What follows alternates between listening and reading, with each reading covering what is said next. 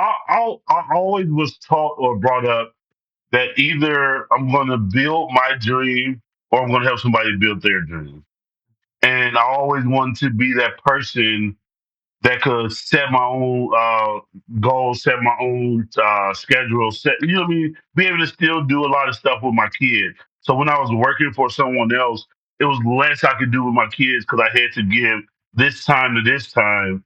And becoming a business owner, it was able to just give me a lot more freedom. Welcome to Main Street Makers, a bi-weekly podcast that features real, local small business owners who have transformed their passions into profitable businesses. Learn from fellow small business owners on how they overcome challenges, find opportunities, and create thriving operations that make our neighborhoods more vibrant, connected places to live. I'm Tiffany, and this podcast is brought to you by NAV, the business credit platform that believes every small business owner deserves the chance to succeed. Now let's get to this week's show. Hi, welcome to Main Street Makers. We are sitting here with Yizreel Tate, and we're so happy that he decided to join us today. We want to hear all about your business. All righty. Yeah, thank you so much for coming on. Of course. Thanks for having me. Yeah. So tell us a little bit about your business or businesses, as far as I understand. Okay, yeah, I can. So I do actually own a couple different businesses. So I own a barber shop. I have 14 locations. And then I also own a party bus limo transportation company. Okay, very cool. So you're pretty big. I mean, you still consider yourself a small business? Yes. Small business owner? Yeah. Yeah. That's awesome. For your transportation business, are you a sole prop? Are you an LLC? Are you a partnership? I'm technically listed as a corporation. Okay. For tax purposes, but yes. Okay, cool. Yeah, because I know that's like a big struggle for a lot of business owners trying to figure out how to register. So Yeah, definitely. Yeah. And then how long have you been operating? So we opened up in 2019. So we definitely went through like the pandemic and COVID and all that other stuff. Yes. Which was hectic on the transportation world. Right. Especially like a party bus. Yeah. Like we got 4 people in the party bus. Oh, no. That fits 50.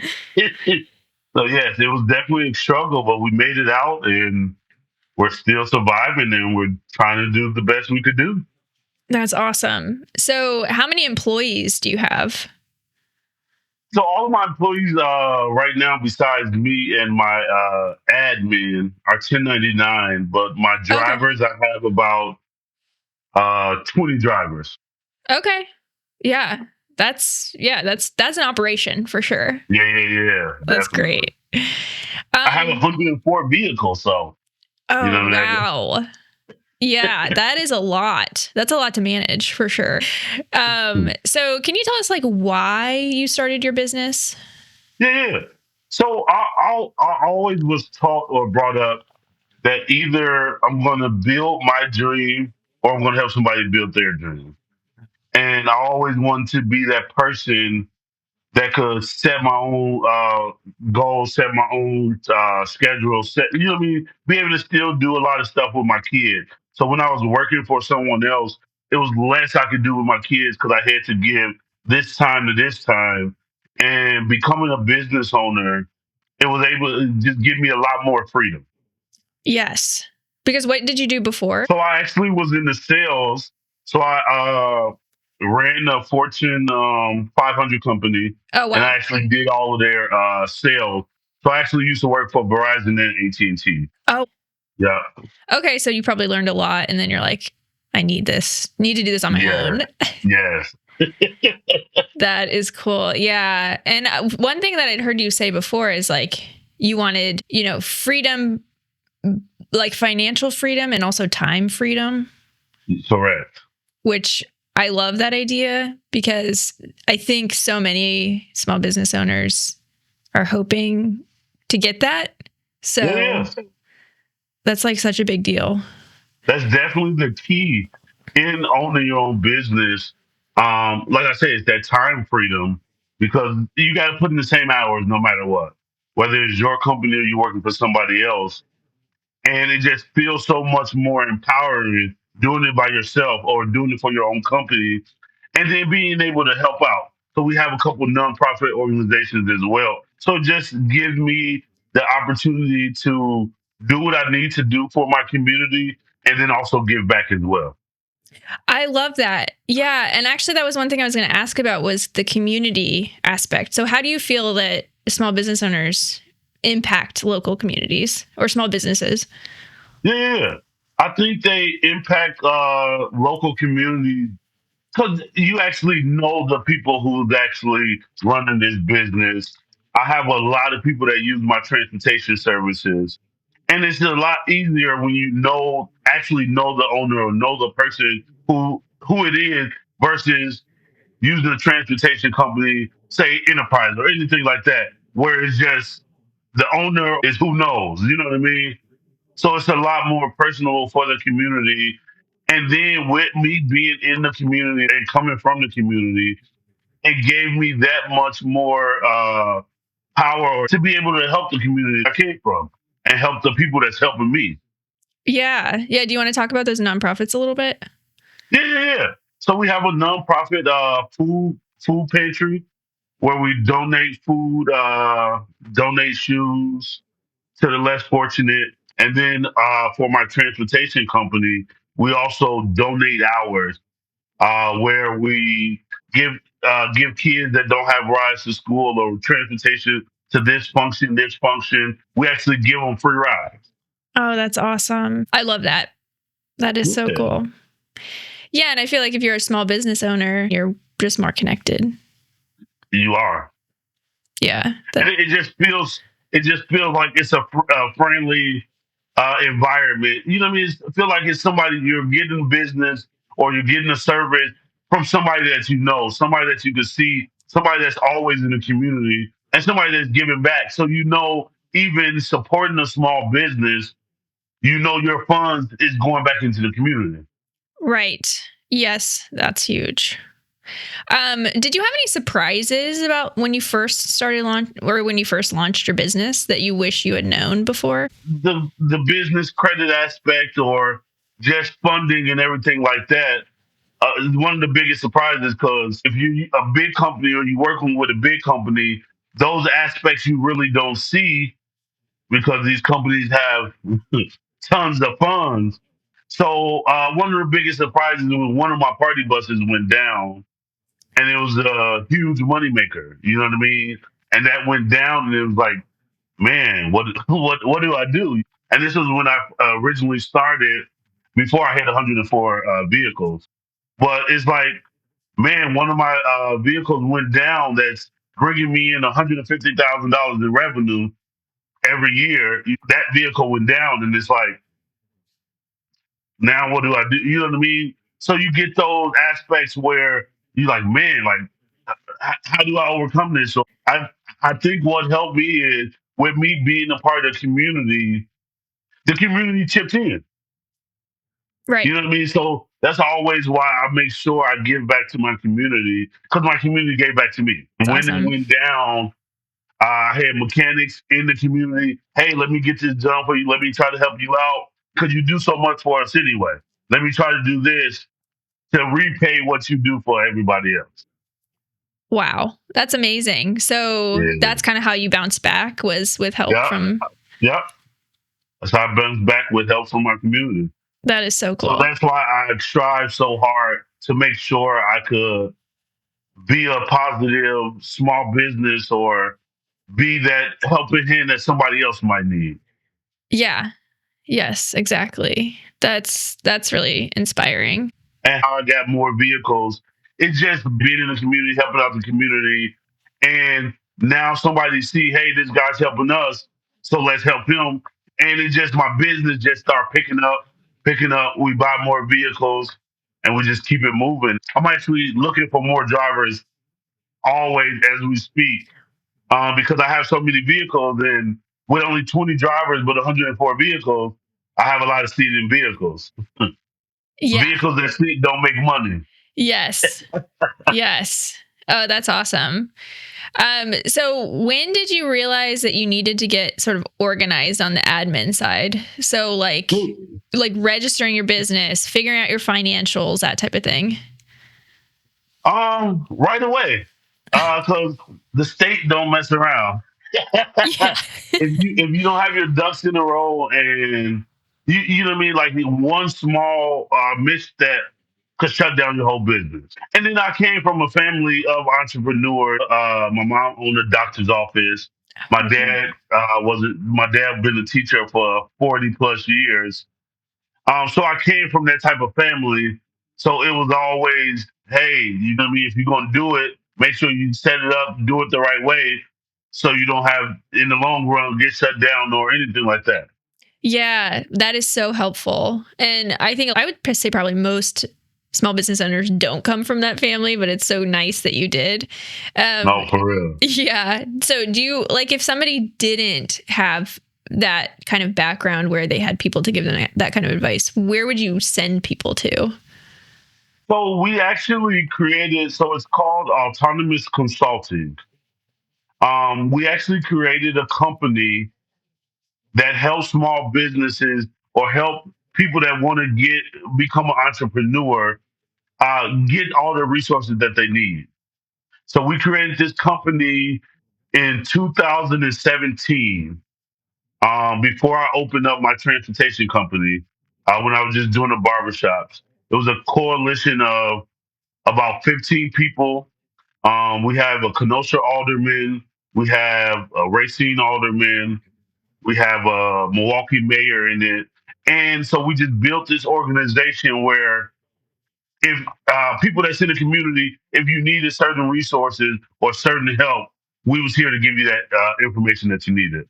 Okay, that's very cool. I love that because you take the what you know and you give it Yeah, back yeah, and yeah. help other people. Yeah, and so it's a nonprofit as well. So they don't, it doesn't cost to get these services or it doesn't cost to get this information. It's just we're putting back out the knowledge that we know to, like I say, to help our community. That's fantastic. Yeah, I think finding the resources can be the hard part. So that's great that you help Oh people with no, that. definitely. Even like I said, with business funding, business credit, just knowing where to go to get what you need. You know what I mean?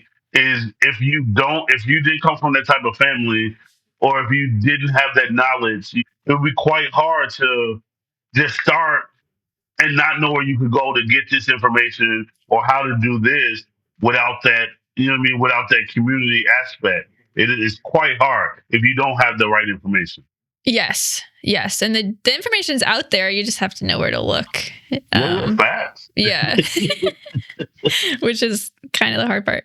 Yeah, SBDCs like small business development centers are also really helpful for Okay. people across the country. So you mentioned business credit. I'm curious about your business credit journey. Can you just talk about sort of like when you first found out about business credit? Yeah. So, I mean, business credit is when synonymous with personal credit. So, your credit is credit. You can have business credit, but you really can't use it without good personal credit. So, I was always into trying to see what I needed to do to be able to fund my business, but not break the bank. You know what I mean? Not Yes. have to put all my eggs in one basket and just hope everything goes how it's supposed to go. And you know what I mean? Like I tell everybody else, NAV have been a great instrument in helping me build excellent business credit. That's so nice to hear. I love Yeah, that. of course. So, can you explain like how you use Nav? Yeah. So I use that how I use NAV to build my business credit. Uh so a couple ways. And now that it helps build personal credit is awesome too.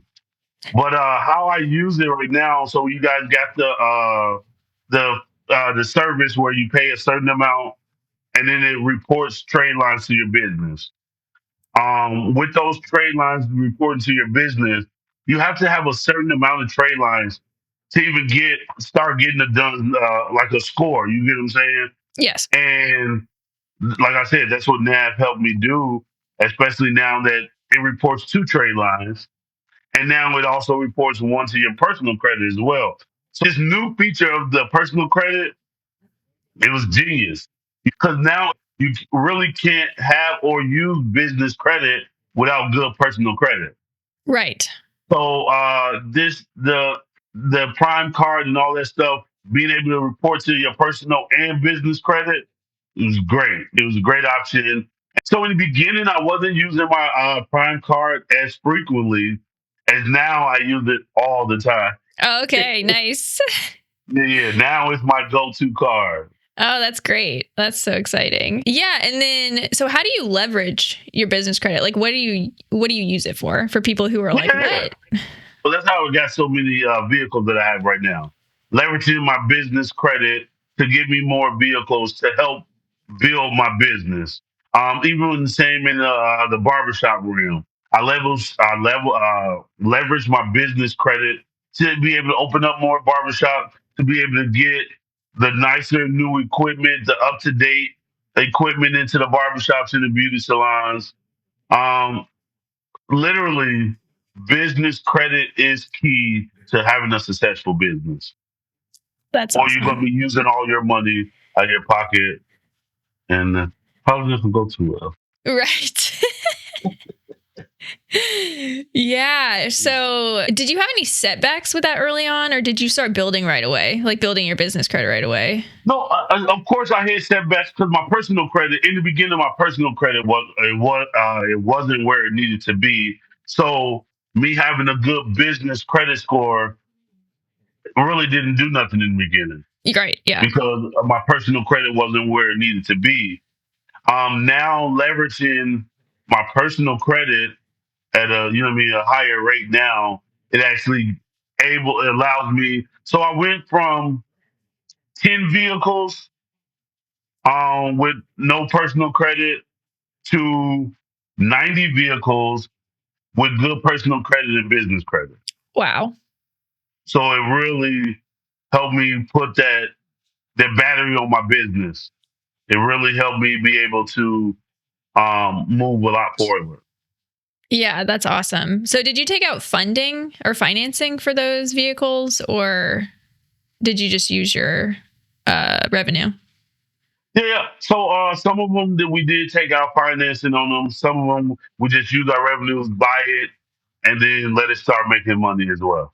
Okay. Yeah. And like I said in the beginning, you had to use the revenue because the business credit or the personal credit wasn't there. Right. Right. So it just makes it easier, Yeah, basically, to grow. definitely. So going from say 10 vehicles to 100, how long does that take? What's that timeline look like? Um, we opened up in 2019 with one party bus. Mm-hmm. By 2020, we was at 5 vehicles. In the 2020, we was at 10 vehicles. And Okay. then by 2023, I was at 104 vehicles. Wow. That's So, quick.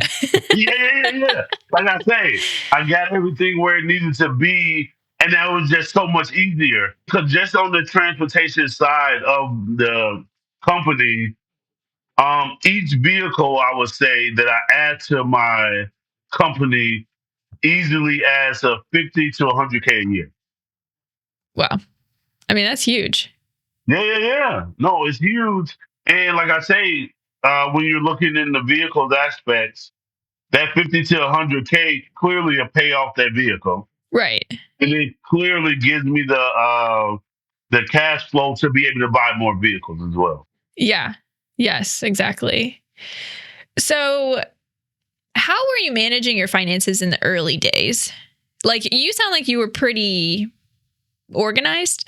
Oh, I wish. Okay. So in the beginning, I would say I was not organized.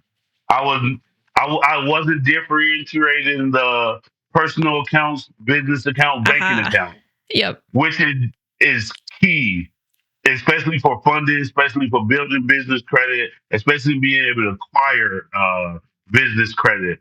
They want to see the difference between your personal and your business.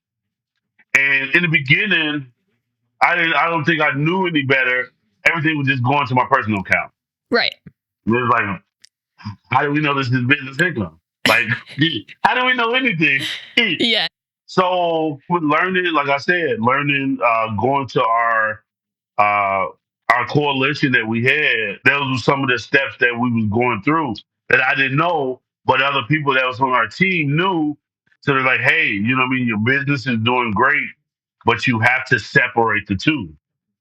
And then since I separated the two, I think it actually helped in the jump of cars as well. Because now everything's separate. Now they know what is business income and what is my personal income. Right. Yeah. I think a lot of small business owners start like that because they just don't know. Yeah, But I think if you start separating, having separate business accounts and personal accounts from the beginning, it makes it a lot easier. And then you don't have to it do. yeah. Even for tax purposes. Like Yes. if your accountant or whatever want to audit your bank account, but you have personal transactions in here, then it makes it a little hard. You know what I mean? And that's Yes. why it's really key to have two separate accounts. Yes. Yes. That's really good advice. So when did you, and maybe this was early on, but when did you reach a point where you felt like a real quote unquote business owner? I say I felt like a real business owner when I had my time and financial freedom.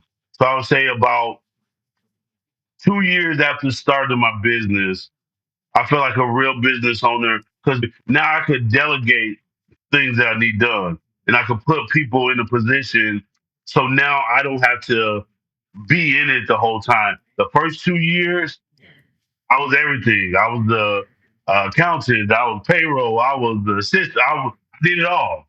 You know what I mean? And after that 2 year mark, I was like, hey, I don't need to do all this stuff anymore. I have people that I train. That's the point of it. You want to be able to multiply yourself into other people because now it takes the load off your back. So 2 years in, I was able to really like, hey, I'm doing this now, and this is a successful business. It's bringing in money, it's paying my bills, and I'm helping other people pay their bills as well. I could put somebody in this position where I could have more time to do family stuff. I have 3 kids. Yes. I was always that dad who wanted to be at every game, every conference. Just had conferences this morning. I wanted to be able to do that. When I was working for AT&T, when I was working for Verizon, I missed a lot. Oh, wow. You know what I mean? Because these are your hours, or we need you in Texas for the next 3 weeks. You know where I was? I was in Texas. Right. You know what I mean? So once I realized, like, hey, I got this and I'm doing what I need to do, now I have that time freedom and I got that financial freedom. I knew I was a real business owner. That's awesome. And I think that's kind of a misconception about owning your own business is that your time is completely eaten up. Like you have no spare minutes, basically. But you're right that you can get to a place where you can delegate. And that's great. Well, do you remember the first thing you delegated? The first thing I delegated was so I stopped doing payroll. I stopped answering phone calls. I stopped doing all of that stuff. Like literally 2 year, one day. I stopped doing it all and I hired somebody to do all of that stuff. Literally. And how did that feel? It felt, like I said, it felt invigorating. It felt like, I'm like, man, I made it. You know what I mean? Yes. Literally, I think that's when I thought I made it. I'm like, hey, I'm here. I'm with the big guys now. You know what I mean? Like, I got this going good. These people, they're able to provide for their family. I'm able to provide for my family. They're able to spend time with their kids more. Like, hey, we're here, guys. Let's go. Everybody that I had on my team when I first started, and everybody that was just, you know what I mean, working for me then, they was like, we believe in you. Those guys are still with me now. That's awesome. Yeah, I love that because I think a lot of small business owners, if they're really small or just starting out, they don't really call themselves small business owners. I didn't. I had a freelancing business and I didn't really call myself a business owner for a long time. Yeah, So I think it's important to like give yourself credit. You know, I you're doing agree. it. Yeah. Yeah. We're here. I was back. Exactly.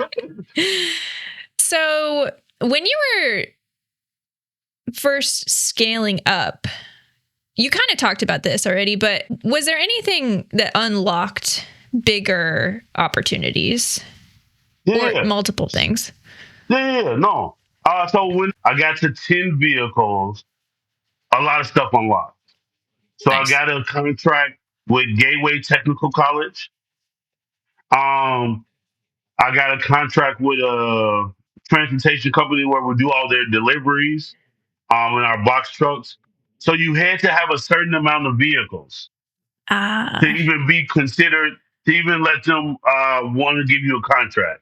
You had to have a certain amount of vehicles or a certain amount of trucks. And when I got to that number, now I'm not just picking up this person, taking them to a wedding or taking them to this, but now I'm doing colleges and universities and stuff like that. KUSD. So I do all of Kenosha Unified Transportation. You know what I mean? When I got those contracts, I was like, man, this is a different ball game. So this it's like I say, it's different money. You know what I mean? When you get those real contracts, once you actually a business and you get those good contracts, you're looking at it totally different now. yeah, definitely. Yeah, it feels like also probably more stable. Yeah. That's great. Um, and then what parts of your foundation do you think led you to that point? So, like, what had you put in place that helped unlock that moment for you? Yeah. I think just what helped me get to that was just hard work and dedication. Was not giving up. Even when COVID happened, and in the beginning of COVID, no transportation company could do any party buses, limos, anything. We couldn't do nothing. So we had to find other ways because we couldn't pick up people. So we had to find other ways to still bring in the money, still get these employees paid, still making sure that they had work. You know what I mean? And I think just the hard work and dedication, and then me being able to pivot, me being able to, okay, cool, we were doing just people in the beginning, and now cool, we're going to do loads for the state when they're doing big constructions and they need all the stuff hauled from the site to the trash somewhere. You know, what I mean, we just start getting diversified and doing more things instead of people because now I can't pick up people. You know Right. what I mean? And even when COVID went away or when they lifted where we could start having limited amount of people as long as they had face masks and all that stuff, my guy still felt like cool. Hey, he still got us work. Yeah. We couldn't do this, we couldn't do this, but he made sure he went that extra mile so we still had livelihood, so we still could pay our bills. Yeah. Yeah. That flexibility is super important because you never Oh yeah, know what's going to happen. honestly, That's awesome. That's a smart pivot because you have the vehicles. You just need to move something. So, yeah, something. People, property, whatever. You need to yes. have something moving on the road to Yep. get paid. Yep. Yeah, exactly. That's great. Have you ever applied for funding? You said that you used funding for some of your vehicles. Can you talk about Correct. that like application process Yeah, and yeah, any yeah. advice you could give people? Um, the biggest advice that I always give people when they're filling out applications, even if they're a startup business, depending on the field that they're in, you always got to give a projected what you think your business could do. You know what I mean? So when they ask for the revenue at a startup, you don't have revenue. Yeah. But even as a startup, to get funding, you can't put zero revenue. You got to project it. What you think your company is going to do, and you got to use that based off of research. So you really got to do the research to know in your industry what a realistic year look like for revenue. Also, another thing on business funding applications, and won't say you can't, but they frown upon the owner. So they want you to be more of a figurehead. So instead of being the owner of the company, they want you to have a title that's not the owner.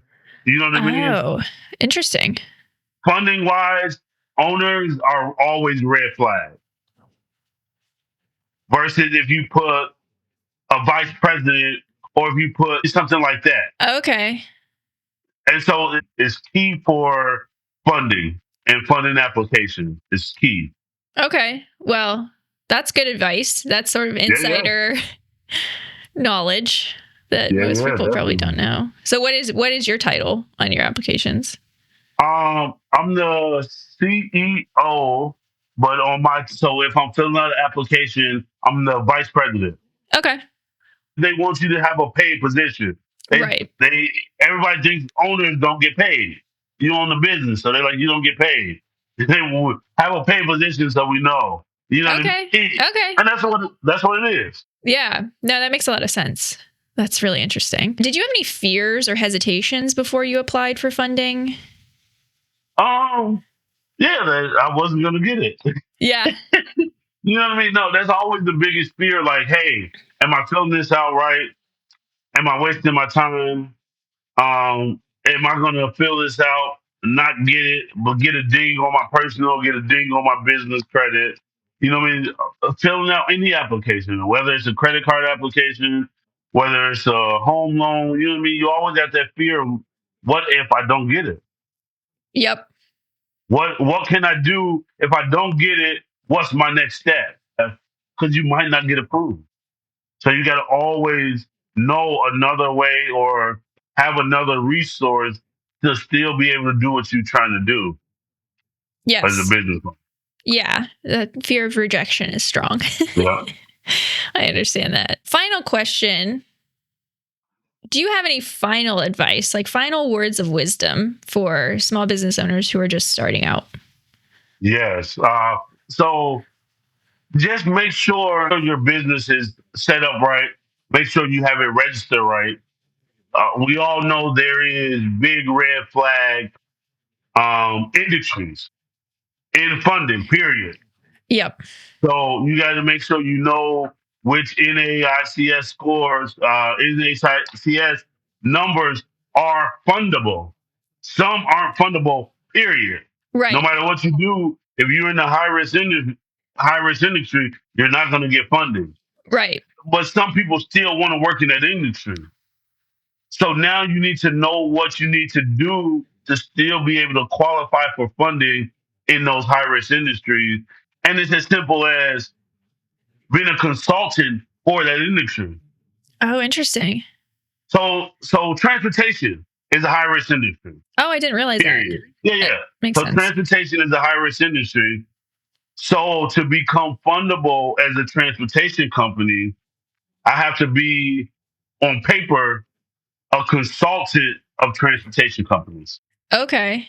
Because now I'm a consultant and not a transportation company technically. So it's all about knowing the knowledge that you need so you can get funded. Yes. Yeah. And did you have any resources that like really helped you out to figure those details out? Yeah, yeah, yeah. I mean, so it's like you said, the resources are everywhere to get it. Um, you can look online and it tell you which industries are high risk industries. Cannabis, adult entertainment, transportation. You know what I mean? Like there's tons of high risk industries that even if those are what you want to get into, it's just it's a workaround you have to do to even be fundable.